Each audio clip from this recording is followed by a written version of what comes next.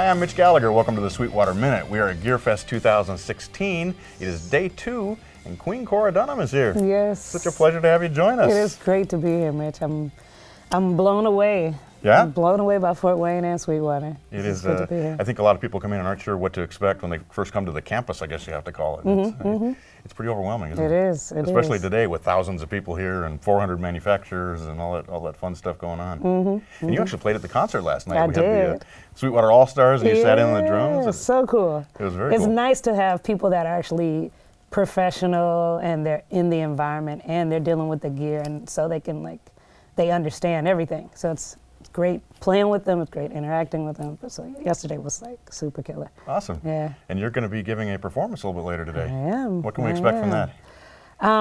So it's a cosmic experience, I'll say that. Okay. I have designed with Steve Vega and Scott Donnell at DW a cosmic electroacoustic 360-degree drum set that I'm going to be basically revealing today, and thanks to John Good and just the whole DW family. So I'm really excited about that.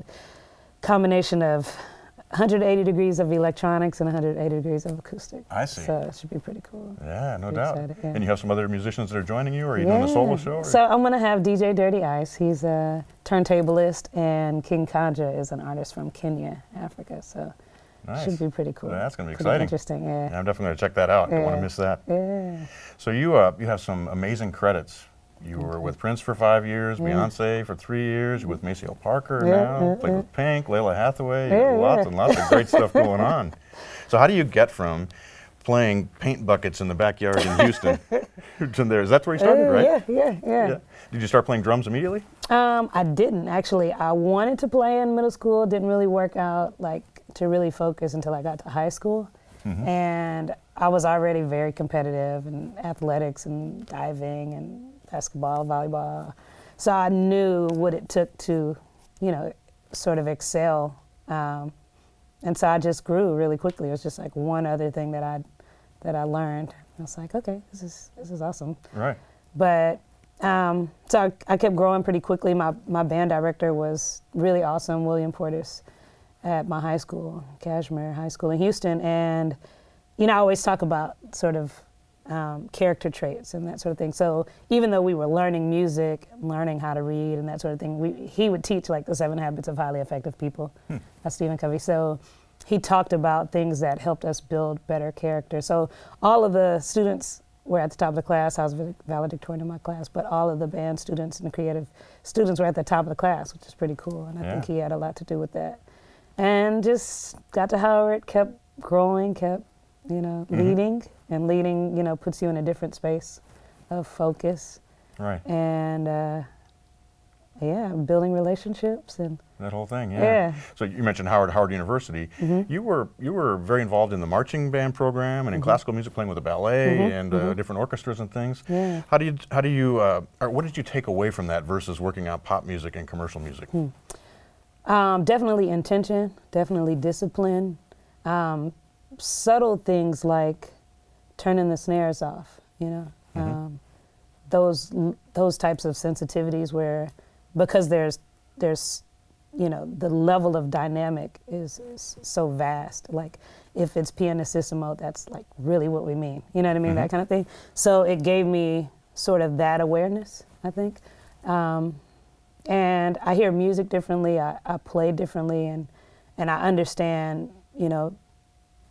There are certain things that you play that complement and define a style or genre of music, opposed to, say with the drum set, hi-hat dominant might be more jazz, whereas double kick is going to be, rock. So in classical music, it kind of helped me see sort of the placement of things. That gave me that side of my playing, and then marching band gave me more aggression and rudimental foundation, and then jazz ensemble is just about creativity.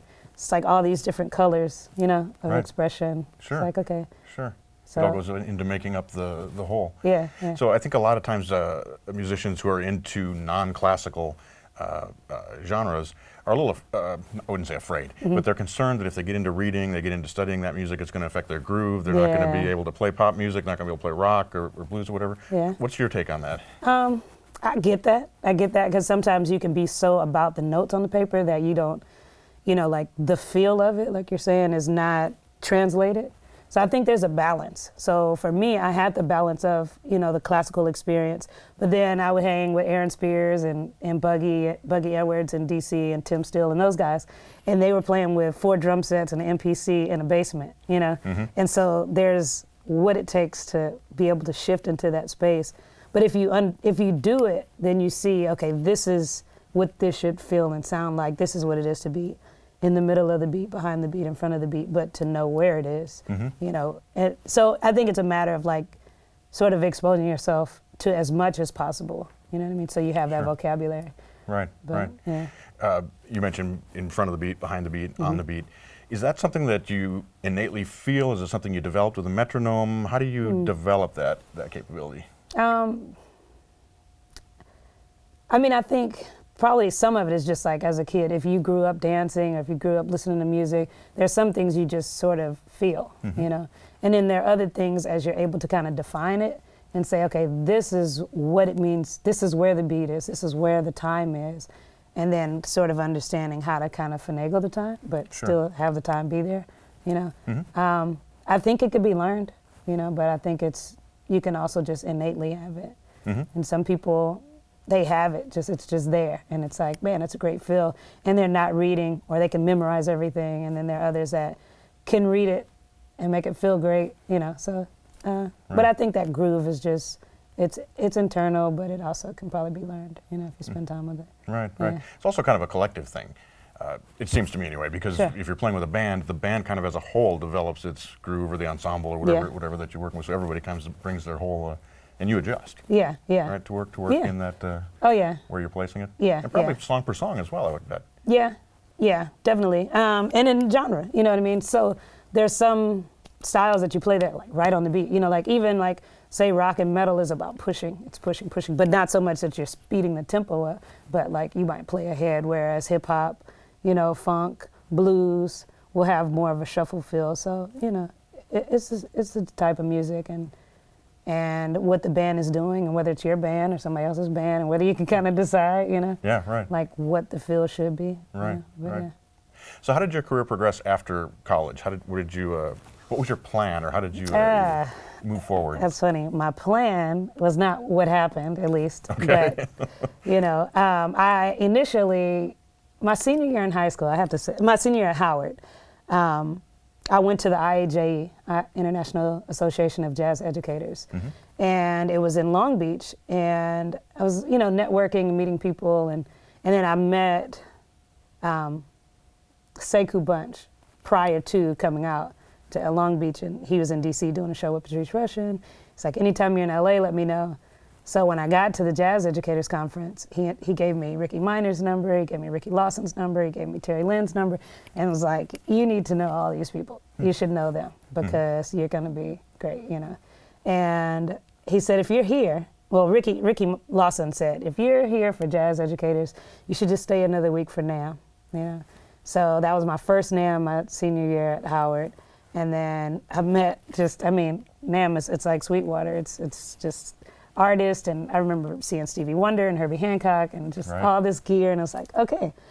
So finished my senior year, auditioned to go to Juilliard's Jazz Studies program, and I made it all the way to the final audition, and then I didn't get in. So I was like, not ready to go to Houston yet. I want to be in New York, but I want to kind of be purpose, not just necessarily there trying to figure it out. So LA was the option. Went to LA. The first night I got there, I sat in with Phil Upchurch, and guitar player extraordinaire, whose drummer was Lamb Richards, who's from Houston, who was a Howard alum, who I had gone to lunch with one day. How about that? Yeah, with my jazz band director, Fred Irby. And my first night in LA, he's like, I know you. And I was like, I don't know, And he's like, no, we had lunch, And from that night, I played with, Lamb was just sitting in, but I played with Phil Upchurch for 2 years from the first night in LA, which just let me know, like, okay, this is where I'm supposed That's to be. where you're supposed to be, yeah. So I ended up playing with Pink, I did an audition and worked with her, and then Frank McCone, and then Il Divo, and so many other artists, Zach Harmon. I'd play with Tom Schumann from Spiral Gyra, even at Howard. And so just building relationships, networking, jam sessions, NAMM, and practicing, and just getting my craft together. And then from there, I was skating. I was always kind of doing mentorship, outreach, and that sort of thing. So I was working at a place called Home Community Center in South Central, 29th and Central. And skating, inline skating, the Guitar Center, and practicing, and that sort of thing. And Mike Nealon was like, "You should do the drum off." So I'm like, "Okay, tell me, what's the prize? What's the benefit?" And he's like, "Get a car, you get, money, you get all this." And I'm like, "Oh, car." Because I'm skating because my car died my senior year, so I'm skating and going to Hertz Rental Car. Shout out to Hertz Rental Car. Right. And each time I would compete, I kept saying, "Okay, God, these guys are good, but they can't need a car like I need a car. I kind of could use a car right now, Right. And I just won the finals in 2002, got a 2003 Jeep Liberty, and then just kept gigging, kept working, supporting myself, and it just kept evolving. Greater things happening. Right, Yeah. right. So how did you connect with Prince? Let's see. So I was playing at Level 1 in LA with Frank McCone, keyboard player, singer-songwriter extraordinaire. And Prince and Rochelle Farrell came. They were just hanging out, and he'd heard about me. So it was Raymond McKinley, who was Rochelle Farrell's bass player. He's like, "Guess who's here?" I'm like, "Okay, no." So he's like, "Prince is here." What? So on the break, his bodyguard came up and was like, "Prince is here, he wants to talk to you." I'm like, "Okay." That's what I'm feeling like.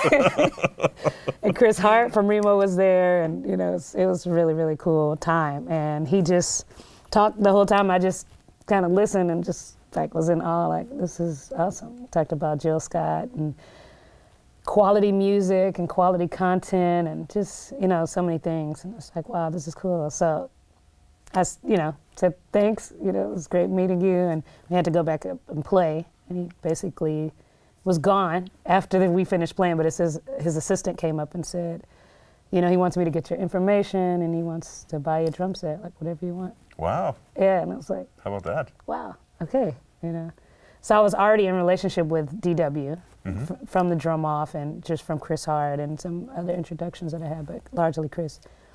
And he's like, "Just order whatever you want." So I ordered this amazing red Spider Pine, red and gold, 8, 10, 12, 14, 16, sub kick, And I got it like maybe 4.5 weeks later, and called him and said, "Hey, I got the kit, just want to say thank you." And he's like, "Well, what are you doing?" So Frank and Raymond and I, we were going to, Josh Dunham at the time was subbing for my husband, subbing for Raymond, excuse me. So we went over to his house and just jammed. And he's like, "Let me know when you get back from Japan." And we just kept jamming after that and doing these house parties, and Right. Yeah, 5 years went by. Yeah. 3121 album. And right. Yeah. Yeah, amazing. It's amazing. Really amazing. So then you played with Beyoncé after that? And how did that connection come about? So Kim Burse is an amazing music director, and she's a friend of mine. She was Beyoncé's music director at the time, and had been wanting me to be a part of the ensemble, but I was already working with Prince. She's like, "We're gonna connect, we're gonna do some stuff, So after I kind of took a break from working with Prince, she's like, "So are you available?" I'm like, yeah. She's like, "We want to see if you could do the 4 promo tour." It's like, okay.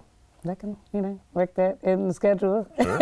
Not going to say no, right? Yeah, I mean, V is just, she's amazing, Right. So it's like, yeah, I would love to. That's in my journal of something I would love to do. So Really? Yeah, Wow. So she's like, okay, well, here are the details, and did the 4 album, and then 2.5, 3 years later, it's like another Super Bowl and another, Yeah. amazing experience with her. So Right. You're the only drummer actually to have played 2 Super Bowls. yeah, That's pretty amazing. Yeah. What kind of experience was that? Oh my God. Massive. I think that's a great word. It's massive because, first of all, just the thunderous, presence of that many people in one facility, and then to know like that millions are watching, and for both of them, that was the largest audience they had performed for. So even to be a part of like that historic moment, it's like, this is amazing, Right. This is amazing. So with Prince, it was just like, nearly surreal. And then the Florida A&M marching ensemble was performing with us too, which kind of took me back to my Howard days. And so the whole thing was just, it's like, this is awesome. Yeah. This is awesome. No doubt. And then with Beyonce, it was even more amazing because the way she sees production, and just her experience, just experiencing it again. And it's like, what's the chance that would, happen? So I'm grateful. It's a lot, but it's like, okay, I'm where I'm supposed to be in life. And Right. That's wonderful. Yeah. Wonderful. So I have a few quotes that I found. I don't usually write things down, but I wanted to remember these specifically, and I wanted to get your take on these. Okay. These are things that you've said in interviews. Okay. And in one, you were talking about the importance of confidence, and you said there are 4 things. Okay. Know yourself, know your craft, know your gear, Yeah. and know your business. Yeah. Can you kind of elaborate on that for us? Yes. Okay, so know yourself. Okay.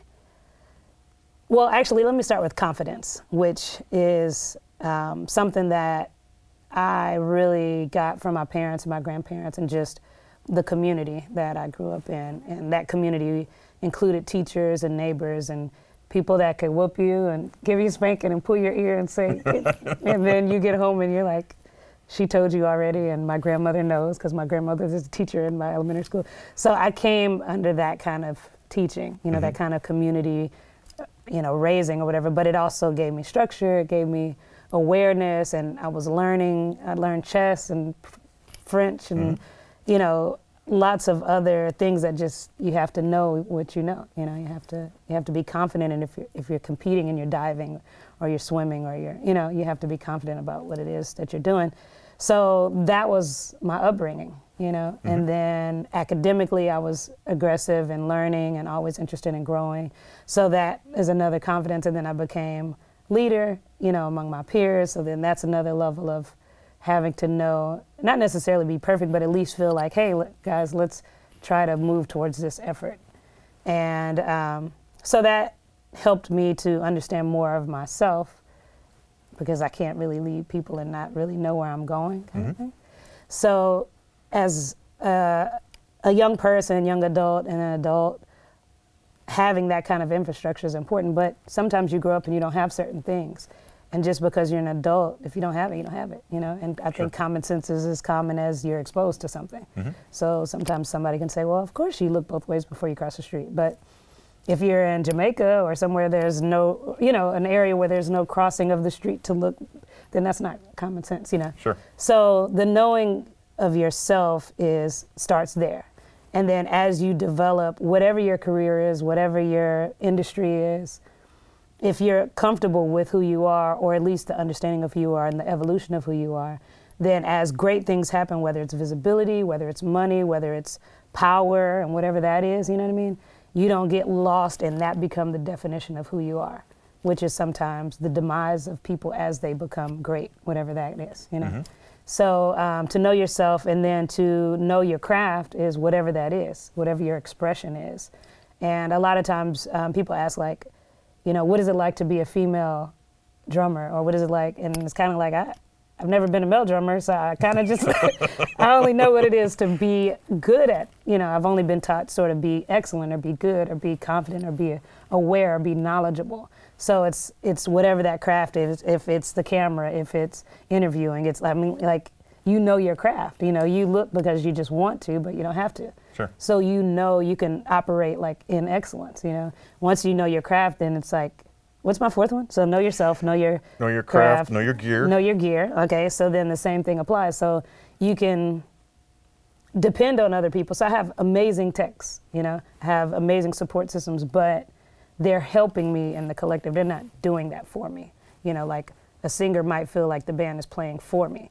But if you know as a singer your gear, you know your microphone, you know where you know, sort of your role in the bigger picture, then you know you can be a solo artist, a solo singer, which is usually classical. But if you're going to be in, you know, popular music or blues or whatever, then you're actually singing with an ensemble.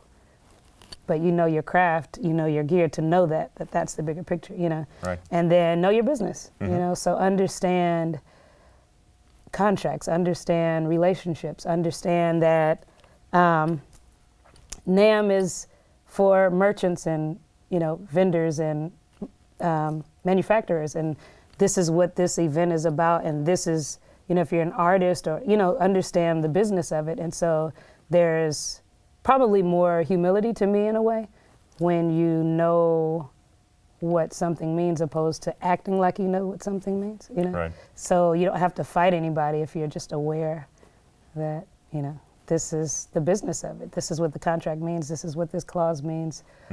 You know, this is the agreement, so there's no assumptions, and then there are fewer disappointments, if you will.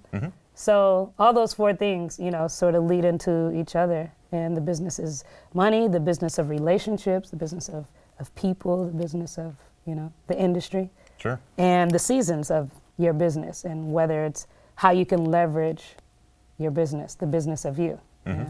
So, yeah. Right. That's awesome. Thanks. That's awesome. So there was a kind of related to that, I guess, is another quote that caught my eye was, there is so much more to success in the music industry than skills. Focus, conflict resolution, networking, and having a plan were things that you gave as examples there. Tell us a little bit more about that. In particular, I was interested in conflict resolution, how that factors in. Conflict resolution, yes. So, I mean, you know, we're creative people.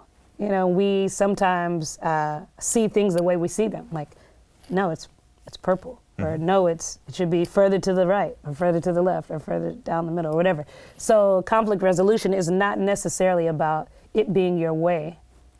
It can be your way, but it's also about what's the greater resolution, or what's the greater experience that we can have, and how can I best communicate this in whatever the environment is, whether it's the sound engineer that you're saying I need less or more of, you know, and how you can maybe not yell at him because then he'll just mute you. But like, you know, how you have those inner and interpersonal interactions and get the job done. So that's on all levels. And if you're with an artist and understanding like how to communicate with that artist, if it's appropriate to communicate and how best to communicate, or if, you know, it's the music director or whatever the case may be.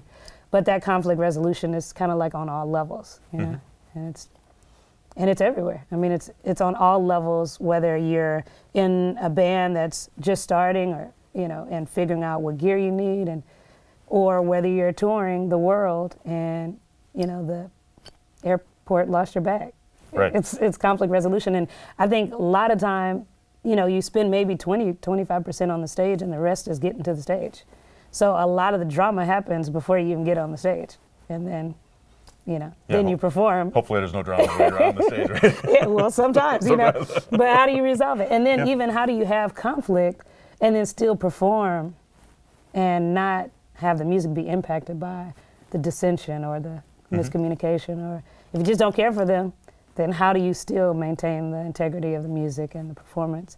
Because ultimately, you know, you have people that appreciate you. They stand in line, they buy tickets, they buy shirts, they buy CDs to appreciate the music. And then you're angry and you're, I can't stand him, I can't stand her, you know? Right. So it's a bigger picture. So if you see that bigger picture, then you kind of, and that's the begin with the end in mind. That's the characteristics of the seven habits of highly effective people, those kind of things. Think win-win, you know? So. Right. Yeah. Right. Awesome. So the third thing was, actually it's come up 3 times in GearFest so far, which has been kind of interesting. I was talking to a studio guitarist, Carl Verheyen, and he was saying that with guitar players, we play rhythm guitar 90% of the time, and then you have your 10% that you're soloing or whatever. Right. I talked to Bunny Brunell, jazz bassist, Okay. and he was saying, you know, bass players need to learn to play bass, and then you solo and all that. And you had a quote where you said something like, "The groove is your job, and all the rest of it is extra." Yeah. Will you expand on that for me? Yeah. The groove as a drummer, that, like, you are the timekeeper, you know? And again, based on the genre that you're playing, like, regardless of what you're playing, whether it's snare, whether it's finger cymbals, whether it's, you know, again, a stadium tour or whatever the case may be. That's the job, you know? And then whatever else you add, if it complements, it can be super fast, it could be super, slow, it could be whatever it is. But if the one is here and you don't get to the one, then nobody else will, because you're the engine, and you're the steering wheel, and you're the rudder, you're all of that. You know, you're the foundation as the drummer. So if that groove is not there, then you're not. Really matter, yeah, the rest doesn't matter, because you can't dance to it. You can't. And no one can settle to that. You know, and everyone is settling. Everyone is playing an instrument, which is all still based on some vibrational frequency at a speed, which is still just rhythm. So if, as the drummer, your rhythm and your groove is not locked in, then the rhythm of everyone else is compromised, you know? So I think it's great. Like, there are lots, like being a drum off winner, I think one of the things that can be challenging is when you play and you're practicing to play solos and win, then you can just kind of get stuck in just being about chops and licks and that sort of thing. But in the practical environment, you have to know, like, there's a time and a place for that, you know? And it's in the solos, or it's in if you have your own band and that's what it is. But in terms of practical music, and you think about popular music is something that everybody can kind of digest. And so if you're not playing things that people can digest, it's too abstract, or it's too odd-metered, or it doesn't line up with people's kind of circadian rhythm, inner rhythm, then, you know, it's kind of like, what is the purpose? Where are you going with that, you know? Right. So the groove, it's the foundation. That's the thing, right? Yeah. Right. So you're, speaking of confidence, just to circle back on that, yeah. You are, as I did a little research on your background and things, it's like every website that I went to that had something about you, there was something else that you're working on, that you're doing. So you're an author? Yeah, I am an author. You've written books for empowering the youth and helping them out. You have other books coming as well, right? Yeah, I do. Right. I do. I love writing. I found that there are not enough hours in a day. I did mentoring at several schools, and I did one in Houston with like 50 fifth graders. That a friend of mine, she works at the school, and they were all like attitude issues, supposedly. And a lot of them either didn't have fathers in the home, and so they were overexerting themselves, really trying to protect themselves and guard themselves, and they really didn't have, they only had that attitude because they had to be that aggressive, you know, because they didn't have this sort of support system. So they could just be the girls that they were, kind of thing. And so, but I was doing that in the midst of touring, and I felt like I want to be able to share more, but it's like I don't have the time. So I love writing. I've been journaling since probably I was in 8th grade or something, you know. So I felt like, let me create some tools that people can use, and it'll be my words, and it'll sort of be a marketing history on an extension of myself. But yeah, so the Who Am I book, initially my first book was Gagu, which is Gathering a Greater Understanding. And it just basically presented all your options during high school and after high school. So whether it's military, trade school, the workforce, college, it's like, these are all the options, and this is what you should expect, and this is what would be expected. How to write a check, all the parts of your car, just like life. Because it's like, you go to school, you learn skills, but there's so many aspects of life that we don't really, it's not a class for, it's not a class for it, you know? So I started that, and then I did Who Am I with the 5th graders, and I'm working on 7 simple steps to organizing your life. And I've done some ghostwriting, started a publishing company because I kind of went through that publishing process. And I knew it was just gonna be a matter of time before somebody's like, okay, walk me through that process. So kind of created the infrastructure that other people can at least get their book to a finish line, kind of thing. Awesome. Yeah. You've done some photography as well. I have. Had You saw that. some album art. Yeah, and NDIRE. Yeah. Yeah. So I've been doing photography and videography, and sort of, you know, unofficially, but ended up doing a piece of my journey with Beyoncé that was categorized as a documentary. Like, so I was like, oh, I guess I was. It was just my flip phone, my Zoom, and I just captured content of my experience behind the scenes, but further developed, got with, you know, Beyoncé, and then I would hang out with the photographers and videographers and learned more. Ended up getting a 5D Canon. Shout out to Canon. Love Canon. And just kept growing. And so India Irie was doing a session with Joe Sample in Houston. And Joe has now passed, you know, so great jazz, the Jazz Crusaders, one of the founding members of Jazz Crusaders. And so India and her manager, Nasa, are like, we're going to be in Houston. We'd love for you to come. And ended up doing the shoot. I ended up filming Joe Sample's last interviews. Wow. And just amazing to have somebody from Houston with that much history and be that, you know, connected to it. So my photography ended up being exclusive artwork on her first Christmas album. So I was excited to That's very cool. be more public in my experiences, but it's good. Yeah, it's very good. cool. And you have a construction company, is that right? Yes. How do you get from photography to a construction company? You know, because, you know, having traveled, you just see a different perspective on life. And I was initially Josh and I were looking at energy efficient living. So we looked at concrete homes, and then we looked at metal structures and that sort of thing, and then kind of ran across shipping containers. And so it has now developed into Building Simple, which we are basically taking shipping containers, solid steel, 320 square feet, and making living and non-living structures. Right. And right now I'm having the model built, and I'm pretty excited about that. Yeah. And I mean, I went to Ghana 2 years ago, and they were just in certain areas. It's very developed in some areas and not in others. And they just kind of welded, you know, opening out, and then that was kind of it. And then I ended up being a part of production of an award show in Houston called God's Women Rock.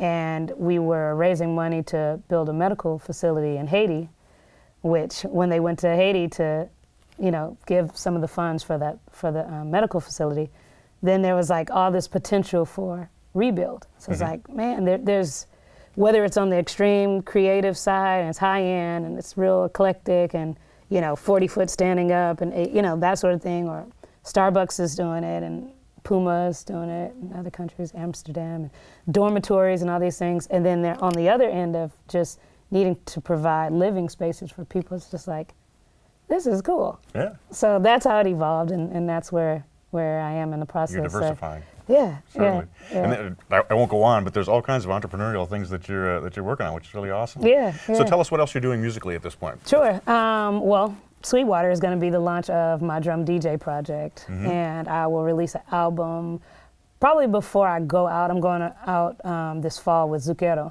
Italian artist. I'm really excited about that. So I'll be in Europe basically the third and fourth quarter of the year, but the goal is to finish a drum DJ project before I leave. So that'll be August. So you kind of look for that. Yeah. And with my 360-degree cosmic electroacoustic, that's what I'm doing musically. I've been playing with Dave Chappelle and doing some real cool gigs with him and Maceo and freelancing and recording and you're busy. You know, so still music is always there. Right. But I've been exposed to so much. It's just like, that seems cool over there too, and this is cool. You know, so it's probably the drummer in me, sort of expressed through life of just kind of. Well, why would you limit yourself? Yeah. You know, be open to whatever. Yeah. So tell us, it would be remiss not to, first of all, thank DW Drums for bringing you here to GearFest and sponsoring your performance and everything. But you mentioned your connection was through the drum off, but why have you stayed with DW? What is it about those drums that works for you? Well, you know, you got to go with the best. DW is like the best. First of all, just the community, you know, Jules, Garrison, Scott, John, you know, Don, everybody's been like amazing in terms of just, I mean, that's what Sweetwater is. It's like customer care, customer service, and sitting with you and understanding what it is that you need and want. And then providing like excellent equipment. Like there's kind of no need to go find anything else, you know.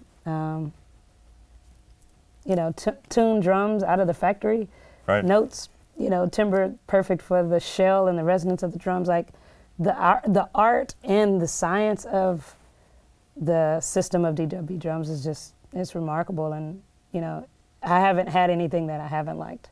Awesome. You know, and even just the maintenance of, or, you know, being able to reach people, or even them, our passion for education, you know, being in line. It's like, it's great. DW has been great. Yeah, they're an awesome company. Yeah, they are. And they're certainly great friends and great partners of ours here. And again, I just want to say that we're grateful that they brought you in here. Yeah, I'm glad to be here. We appreciate you spending time with us, taking time to do the video. I know you got to get to your performance. We don't want to hold you up too long, but thanks for generously sharing your time. Definitely. Thanks for having me. And it was great to hear you play last night. Thank you. It was really cool. Yeah, it's good. It's been fun. Hopefully you guys can see the video. Absolutely. I think it'll be good, some cutaways and stuff. Yeah. I'm Mitch Gallagher. Thanks for joining me for the Sweetwater Minute.